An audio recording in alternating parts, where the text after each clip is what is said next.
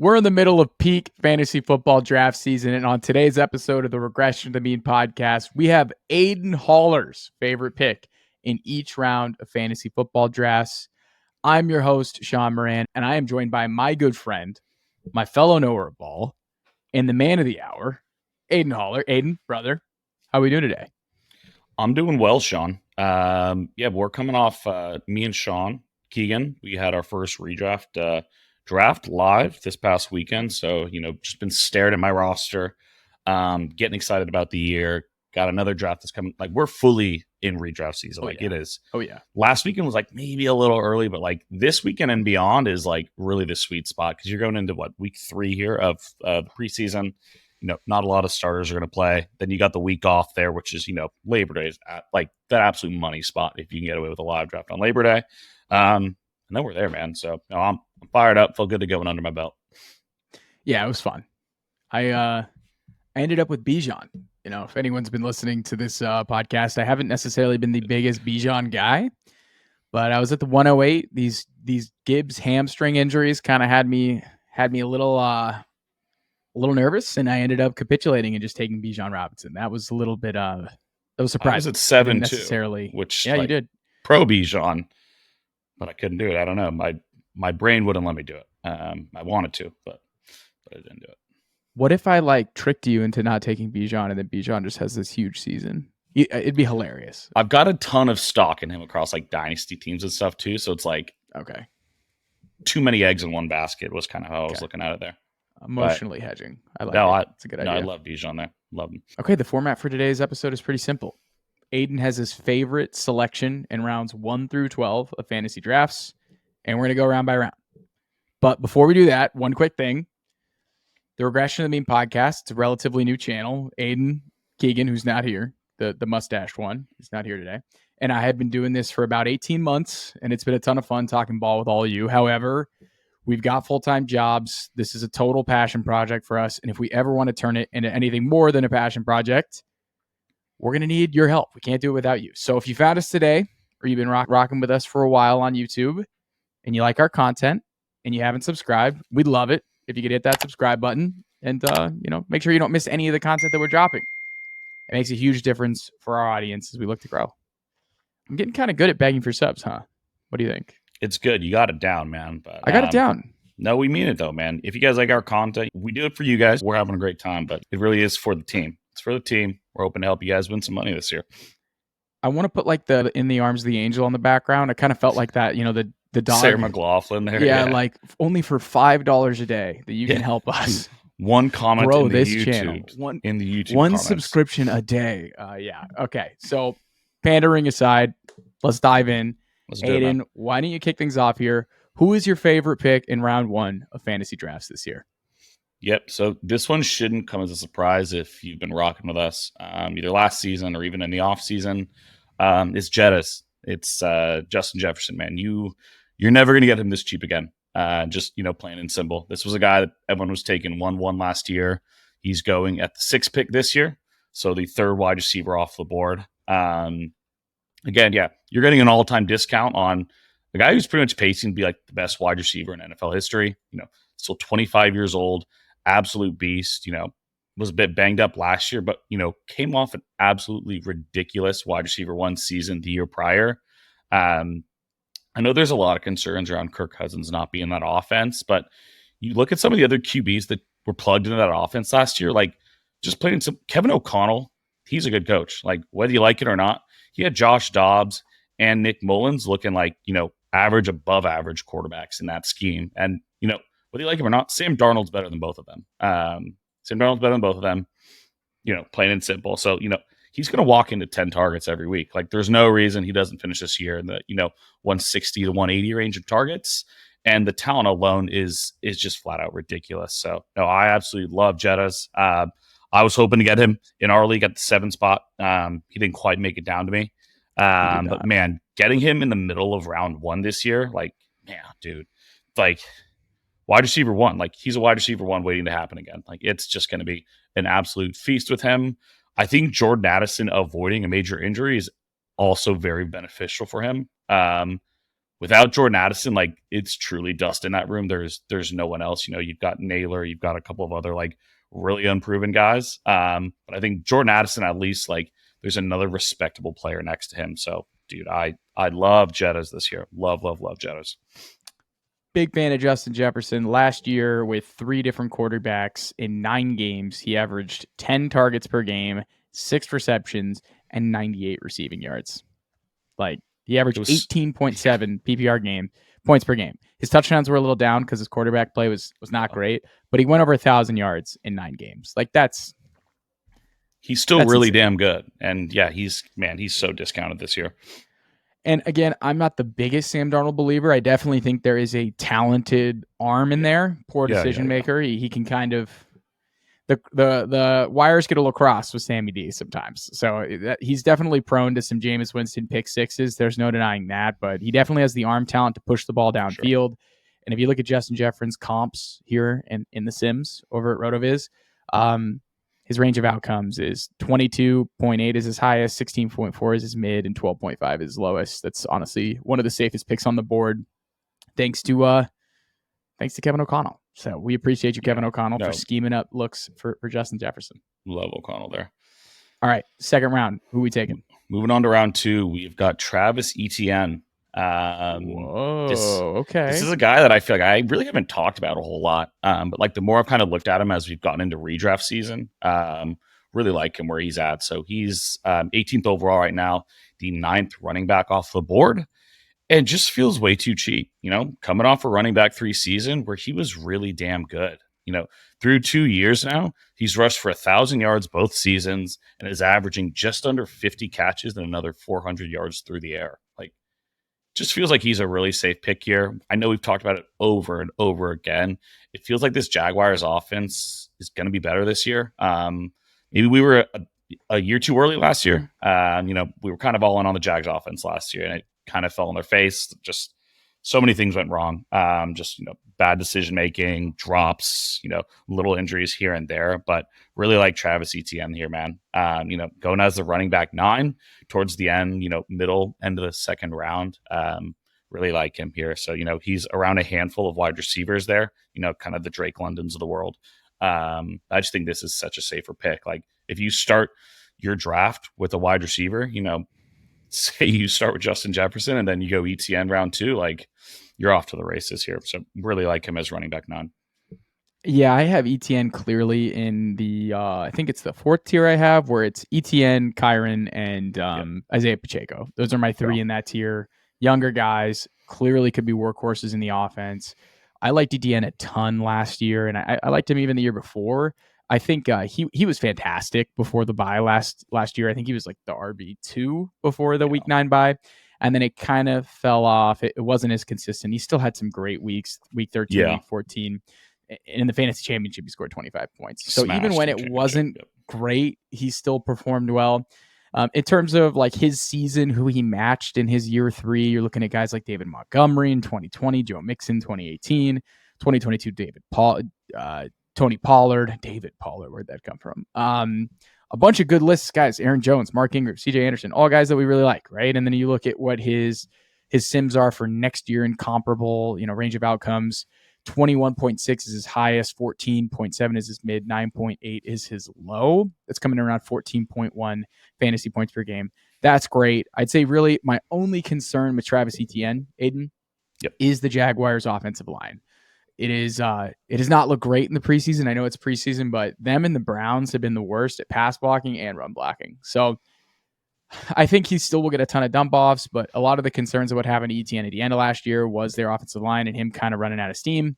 I think that could potentially happen again. It sounds like Tank Bigsby's better, which is good. I think we want a better Tank Bigsby, to be honest. It's good a bit. Yeah. I definitely think it's good to spell Etienne, who clearly kind of, broke down at the end of last year, but outside of offensive lines, I think it's wheels up. I think Travis Etienne's in a good spot. I like the passing game, just like floor he has. I think, I don't think that part of his game changes. A poor offensive line could limit his, rushing upside. But yeah, I like Etienne. He really finishes the RB3 last year. That's hilarious. In a point I know. Basis. That's crazy. I read it and I was like, is that right? Am I seeing this correct? And I looked at the stats. I'm like, yeah, he definitely was. You catch 60 balls, rush for 1,000 yards, you're going to do pretty fun. All right, round 3. Who you taking? Who's your favorite pick? This is a consensus, like across the boys here. It's Nico Collins. Just absolute smash. I have him as my keeper in the league that we just drafted with. Like, I could not drop like a better round 3 target for you in fantasy football. Going as the 31st overall pick and wide receiver 14. Like, dude, he's just coming off an absolute nuclear season. 80 catches, 1,300 yards, 8 seasons to finish as the wide receiver 12. This offense is only going to get better. I know there's a lot of concerns with maybe like too many cooks in the kitchen with Steph Diggs and Tank Dell. But I think it only benefits them because, like, you can't double Nico. Like, what are you going to do? Double Nico and let Tank Dell run rampant on the outside? It's like, no, probably can't do that. We need double him and let Steph Diggs go on a linebacker. It's like, can't really do that either. So I really like Nico Collins. The dude's 25 years old. He's the clear alpha in this offense. I don't care how other people try to spin it. Like, this is the clear one in that offense. I think you've got more 2A and 2B in Steph Diggs and Tank Dell. And you've got CJ Stroud, who people are projecting to throw for 4,500, 5,000 yards this year. Not to mention Dome Bro, man. Playing in the Dome. Absolutely love Nico Collins as your 3rd round pick this year. Yeah, last year, 7 targets, 5 receptions, 80 yards, and a half a touchdown a game. Ultra efficient player. I mean, his reception perception profile for Matt Harmon is glowing. This guy is establishing himself as arguably one of the up-and-coming wide receivers here in the NFL. He just got paid a nice little chunk of change on an extension after really his breakout season. The man is legitimately, if you could build an X receiver in a lab, height, weight, speed, route running, it's Nico Collins. I think a lot of people are a little reluctant to get super high on Collins because Diggs, who's obviously been a target hog wherever he's gone, and you got Tank Dell, who's honestly one of the more unique special players right now in the NFL, given his size, route running ability. Like, the guy, everyone thinks he's a slot receiver. This guy's a downfield target earner, and he's like 165 and pounds. And he wins downfield. Wet. Like, he's winning downfield at that size. It's truly unique, what he's doing. It's definitely a lot of cooks in the kitchen type thing with Nico Collins, but don't overthink it. That's my approach with Nico Collins. Don't overthink it. He's really talented. 3, yeah. If it was a second round pick, it's like, I don't know, maybe like, dude, if you go wide receiver 1, 2, 3, like, what, Nico's your 3rd wide receiver potentially, or your wide receiver 2? Like, I don't know, man. I love Nico this year. Higher range of outcomes. They have him at 20 fantasy points per game, 15 at his mid range, and 12 at his low. That's pretty damn good in round 3 from the Sims. I'm not gonna lie. All right, Aidan, round 4. Who we taking? All right, we're going team no bias on this one. It is none other than DJ Moore himself. This price has never made sense to me all off season. I'm a Bears fan, but like, you look at what he did last year and how this offense has changed, and I don't understand it. He's going 46th overall, 23rd wide receiver off the board. This guy's on the heels of a wide receiver 6 year where he had 96 catches on about 1,350 yards and 8 touchdowns. He was thrown to him, Justin Fields and Tyson Bagent. I love Justin Fields. I've always been a defender. But the QB play wasn't very good. It was, bottom 5, if you want to be generous, called bottom 10 QB play in terms of passing of the football. Insert Caleb Williams now, like, even on like a modest kind of projection, like, figures Caleb Williams, probably throws for 3,500 yards. I think there's a case to be made for even more than that in his rookie year, just given what that offense is going to be like. It's like, DJ Moore is a guy that has produced time and time again with shit quarterback play in his career, and now is getting, a generational QB prospect, one of the best QB prospects in the last, decade, 2 decades under center. I truly think it's, sky's the limit here. Kind of similar to Nico, where, I know there's a lot of cooks in the kitchen concerns with this one, but this is a guy that's done it. This is a guy that, is an absolute beast. And wide receiver 23, like, I don't know, man, that seems extremely silly to me. He should be up, at least 5 or 10 like wide receiver spots, in my opinion. It's hilarious because DJ Moore finally has his breakout season last year. I mean, it was incredible. So many spike weeks. Was pretty consistent for the most part. One of the best picks in fantasy, averaging 81 yards per game, 6 receptions, 8 targets. And now he has by far and away the most talented quarterback he's ever played with. And people are like, yeah, I don't get it, man. I don't get it. Competition. Like, it's the competition, but like they're gonna throw the ball a ton. Like Shane Waldron, when he unlocked Geno, like they threw the ball a ton. Like they're not gonna run the ball. Like, dude, they're gonna throw the ball so much in Chicago this year. All the sims are really good for him. He basically has the same profile as Nico Collins, and you're getting him around later. It's pretty much dead on the same profile, 20, 15, 12 in terms of high, medium, and low. Yeah, you're right. It's honestly one of the best picks on the board. In round 4, again, like it's similar to Nico for me. It's like you're looking at the clear alpha in a really good offense, like what we fear it to be. And, potentially your wide receiver 3, potentially wide receiver 4. Like, oh, man. Love it, love it, love it. All right, round 5. I think I know who your guy is. This one's going to put goosebumps on your arms. First quarterback that I really like this year, and it's Anthony Richardson. This is a guy that, very, very favorable across the program here. Very small sample last year, but was pacing to be the quarterback 1 last year in his rookie season. Like, was doing truly remarkable stuff, both in the air and on the ground. Just looking at his overall situation, like you've got Shane Steichen, a guy who absolutely knows how to draw up, plays and offenses for this type of quarterback. You've got great infrastructure around him in terms of your wide receivers, your running backs, your tight ends in Indianapolis. And then you just look at his frame, man. This guy's a beast. Like, we've got Jalen Hurts level type, outcomes with Anthony Richardson this year, and he's going his QB6. So about 52 overall, QB6 off the board. And like, if he can actually stay healthy, like, there's really no reason why he can't be quarterback 1. Like 10 plus rushing touchdowns is in his, range of outcomes. Oh, yeah. Give me another 20 to 30 through the air. And like, the dude's an absolute smash as QB6. Dude scores 21 fantasy points in his first game. And against Houston, he plays 32% of the snaps. I think it was a quarter. He dropped 18 fantasy points in a quarter. Then he comes back against the Rams, misses Baltimore, drops a 30 burger, and then he gets hurt week 5. Actually tears his shoulder, his labrum. Scores 5 points in that one. I agree. Honestly, it's probably one of the riskier picks on the board, but man, Anthony Richardson has the ability to just flat out win you a league. And in fantasy football, you just have to pursue that range of outcomes, especially in round 5. Like, you're not necessarily, getting him on a discount. Most of the Anthony Richardson bros are always going to push him up the board. So you're still going to have to pay up. But his range of outcomes is tasty. He's getting comped to 2019 Josh Allen, 22 Justin Fields. Yeah. I'm looking at 2020 Kyler Murray here. So his range of outcomes is pretty absurd for a guy that is probably going to rush for like 700 yards, 10 rushing TDs, and then whatever you get out of him through the air is kind of the cherry on top. So, man, I'm all in on A Rich. I think what makes Richardson. It like Tony. I think what helps make it such a good pick too is like the quarterback position is so deep right now in fantasy football to where like you can just take a safe guy behind him.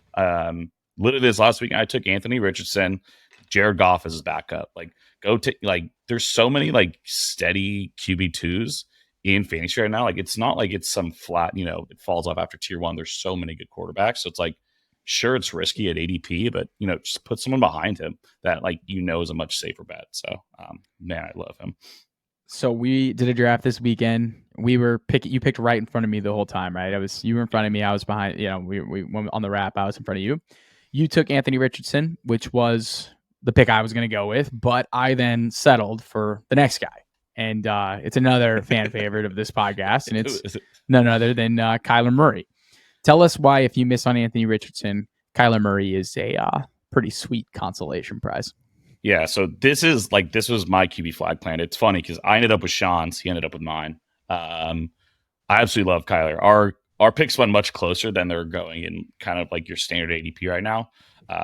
Kyler's going 71 overall, so actually about 19 picks lower than Anthony Richardson. QB 10 though, so there's 3 other QBs in between Anthony Richardson and Kyler Murray. I could go on and on about Kyler. I just think everything is set up for him to succeed. Like, just looking at the past, proven production with him. He's got a QB3, QB6, and QB10 finish under a season between 2022 and 23.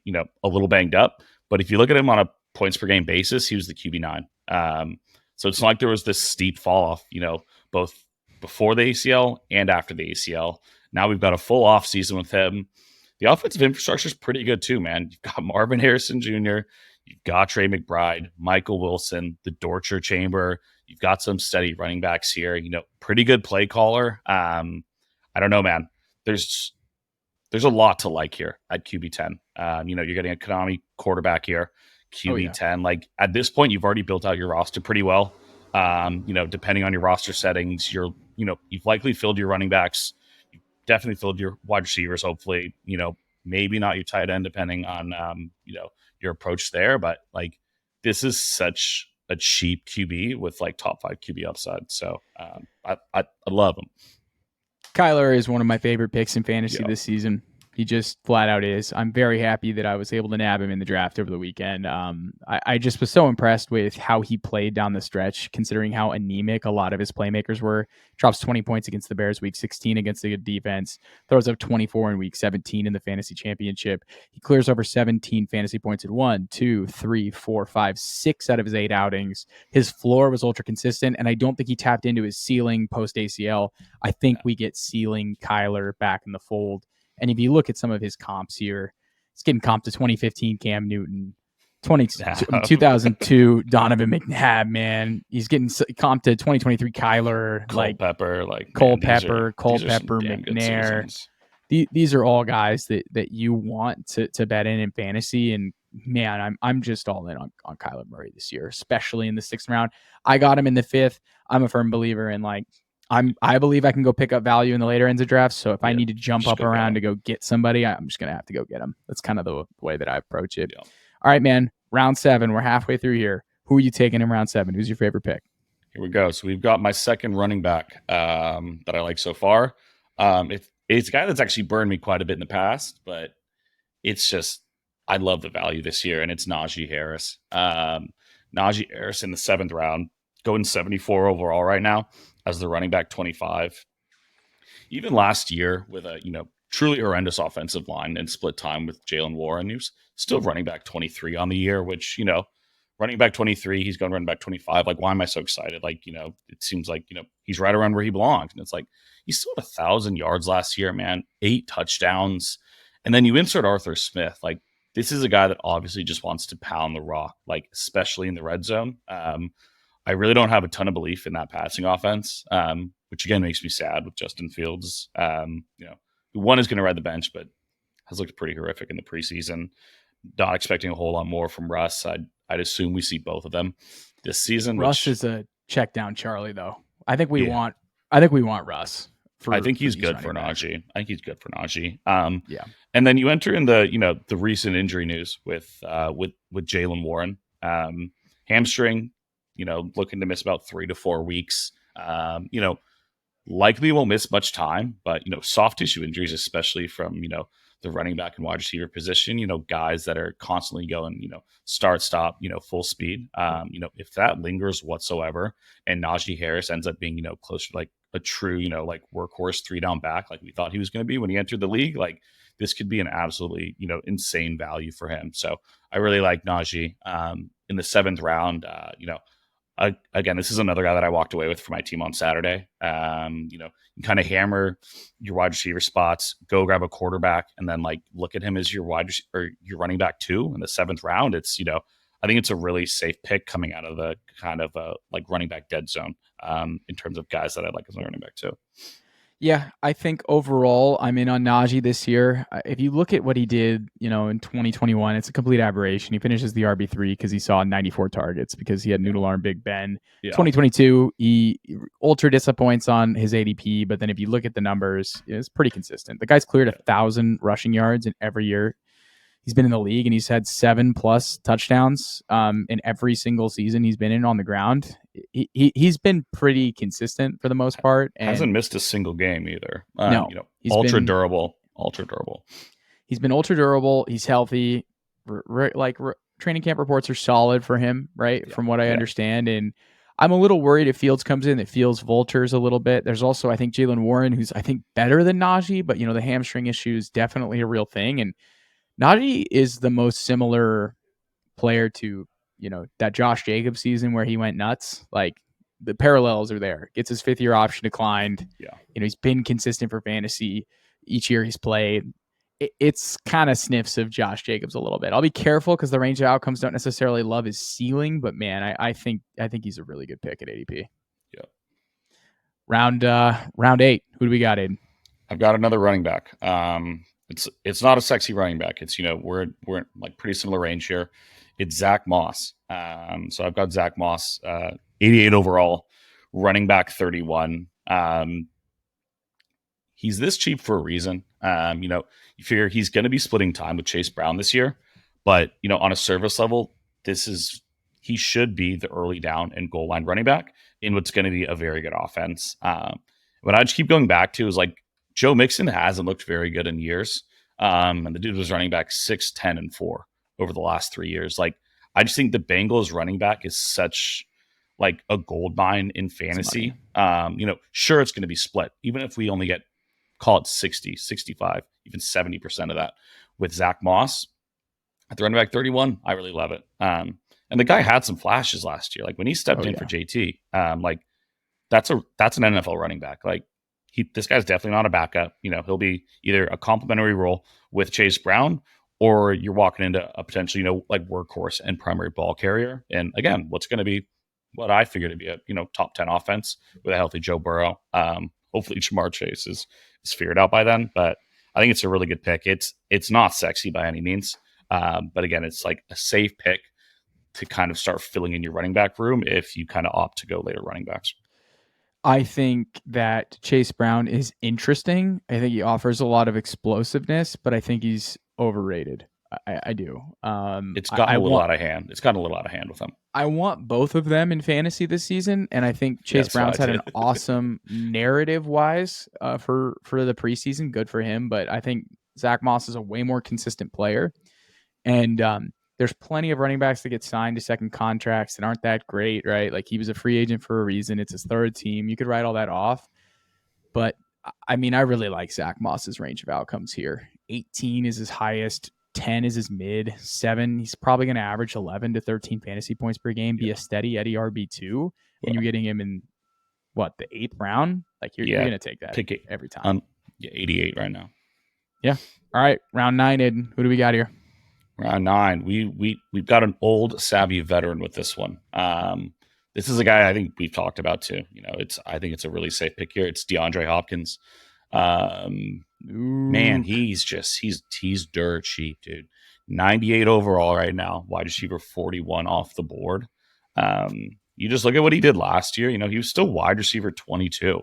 During Will Levis's that offense was so bad too, man. Oh, it was awful, he still produced. He was still wide receiver 22, over 1,000 yards. Just over half a dozen touchdowns. The concern is not very high around the knee injury. I don't know if this has to do with much of the value here. I think it does. I think he fell because of his knee injury, but it sounds like he's going to be ready for the season opener. Yeah. So, and if not the season opener, you miss, call it 2-3 weeks. I'm pretty fine with that. And then dude, this is just pure price right now. What is your wide receiver 5 on your roster? You don't even need him week 1. This guy is so cheap. He's done it before. He's done it so many times in fantasy. Sure, he's 32. But he didn't look 32 last year. This is a guy that still looks like he's got it, top 5 hands in the game, can still beat you over the top too. He's still got this, this speed down the sidelines, to beat you on those, deep 9 routes, kind of some of those Mike Evans, deep balls down the sideline. So I like Hopkins. This is another guy where I'm, a little confused by the price, that I'll definitely be scooping up. He did not slow down as a separator at all. I think he's clearly a better option as the alpha in this offense, and Calvin Ridley's more of a complementary piece. I think that Calvin Ridley's also a pretty good pick at ADP, all things considered, but I don't think that DeAndre Hopkins slowed down at all last year. On a per route basis, he was better than Calvin Ridley across most metrics. So if he's healthy, this is a steal in the 9th round. You're getting somebody who could, plug and chug into your flex role in the 9th round. It's a pretty sweet pick in my opinion. Yep. Round 10, Aidan. Here we go. We got 3 more. All right. So these are my picks. So I've gone team no bias for the second time in 10 short picks here, and it's Caleb Williams. his value is starting to rise. So, by the time you draft in a week or two, this could have changed a little bit. He's going as 111 overall right now as the QB 13. It just feels like everything is set up for Caleb to have, a very good rookie season. Like, we know the wide receivers. We know we got DJ, Keenan, Rome, two really good tight ends in Gerald Everett and Cole Kmet. Again, two really good running backs in DeAndre Swift and Khalil Herbert. You've got Shane Waldron. He's ready to absolutely, dial up an offense directly to him. And I think something that isn't really getting factored into his ceiling is the rushing. I think we've kind of talked about it before. We saw it on Saturday. The guy had 21 rushing touchdowns over his last 2 seasons in college. So, I don't think he's going to torch you for 100 yards. But I think in the red zone, if you don't respect his legs, he is plenty quick and he can absolutely beat you there.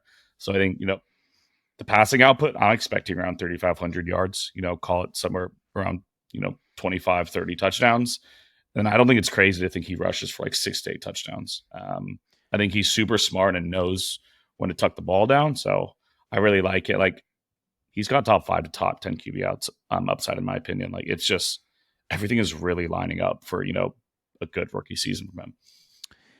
He's Aaron Rodgers 2.0. He's not going to rush for 100 yards, but the minute you get in the red zone, you got to keep, your eyes on Caleb. He's going to extend the play. He's always going to look to pass. If you get caught sniffing, touchdown. If you get caught slipping, touchdown. He's Russell Wilson-esque in terms of what he's going to do. Always looking down the field, but he has that mobility. Yeah. Caleb is, I'd rather honestly, I know it sounds like a hot take. I'd rather have Caleb than Jaden in fantasy. I think Jaden is overrated. The floor is so much higher with Caleb. I think Jaden has 700 yards, 10 touchdowns on the ground upside, but Caleb's floor is so much higher. Weirdly enough, I think it's reversed because I think Jaden has a good floor because his rushing production is just going to keep him in it. But I think that straight up, he's going to struggle as a passer. I don't really believe in Cliff Kingsbury as an offensive coordinator. Whereas Caleb, I think, is going to have a little bit of a baseline floor as a rusher. But I think Caleb's going to come out and throw 30 touchdowns or at least score 30 touchdowns. I know it sounds like a hot take, but he's got everything. The infrastructure is so good. It's how he's got everything he needs. How how is this not? And he's looked good in preseason. He looks poised. He's reading defense as well. All the reports you see are you're seeing the right things, saying and doing the right things. So he's checking all the right boxes. We'll see what happens when he goes up against real defenses that aren't throwing vanilla coverages and stuff, but he's checking all the right boxes. He looks like he belongs. Yeah. All right. 11th round. Who we taking? So this one's going to make sense given my narrative all off season. And it's Blake Corum. In my opinion, this is the handcuff you absolutely have to get. Whether you own Kyren or not. I missed him. Yes. In our draft. I miss Corum. Damn it. But I think this is still a guy this is a guy that I would take whether I own Kyren or not. So 120 overall here, running back 40. In my opinion, this is the best handcuff in football. Kyren has missed 6 games per year so far through his 2 NFL seasons. They just spent round 3 draft capital on Blake Corum. This is a guy that if Kyren goes down, he can step into a 3-down role right away.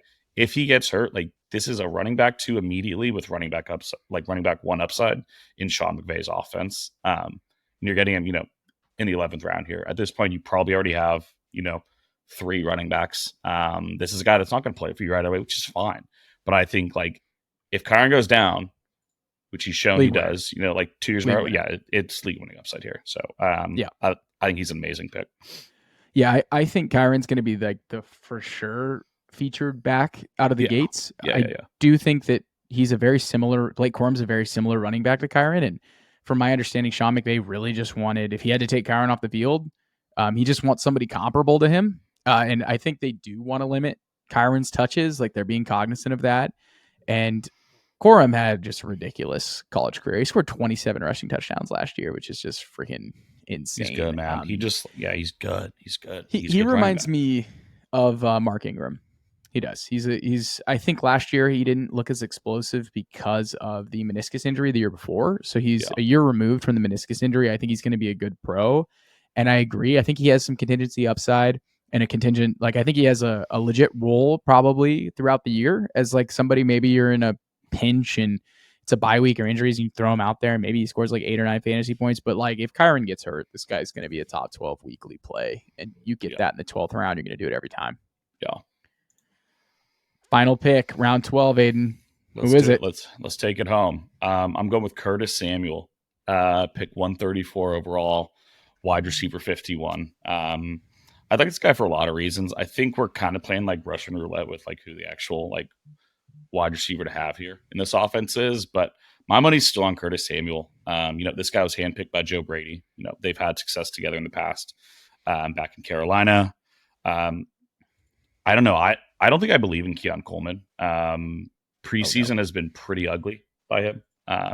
Just not a guy that's really separating at his size and, really doing well, especially down in the red zone. It's been really ugly. You've got Khalil Shakir, you've got MVS. But I'm like, this is the only guy that's like actually kind of done it in the NFL in that wide receiver room. Josh Allen's going to go Josh Allen mode and, probably absorb a lot of the stuff in the red zone still. And then you've got Kincaid, you've got Knox. But in terms of like the wide receivers, not very high on Keon. And then it's kind of him versus Khalil Shakir, very similar players. But, Curtis Samuel's kind of done it, looked good last year in spurts. So this is a guy that I like. I think he's going to be pretty heavily involved. He is dealing with the toe injury, which, turf toe, not great, can linger sometimes, but, we're 3 weeks out. We're 3 weeks out from week one. Probably just shut him down for 3 weeks. Be ready for week one, ideally. But I just think he's super cheap.